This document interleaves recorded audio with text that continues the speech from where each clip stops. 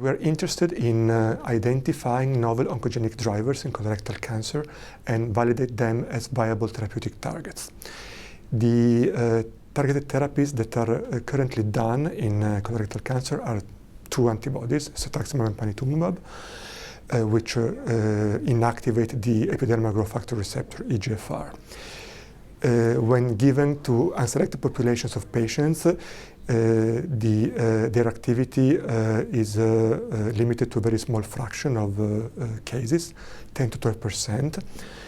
Now there is a validated biomarker that correlates with resistance, which is mutant KRAS, which accounts for approximately 50% of all colorectal cancers. So by excluding all patients with KRAS mutant tumors from treatment, we can arithmetically increase the prevalence of responders from 10 to 20%.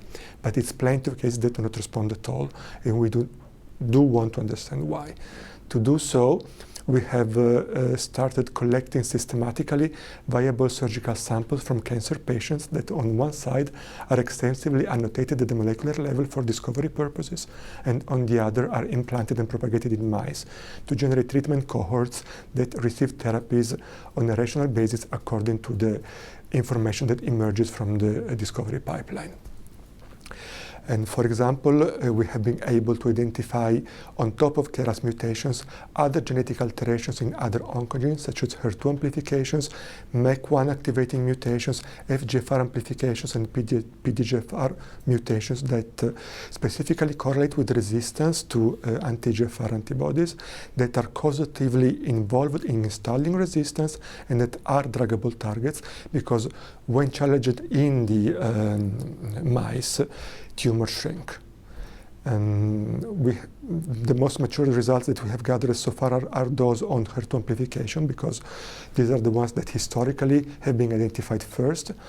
The preclinical results have been translated into a clinical trial in which the very same treatment modalities that were used in mice and that were successful in mice were transferred into patients. This trial is now completed with very successful results also in patients.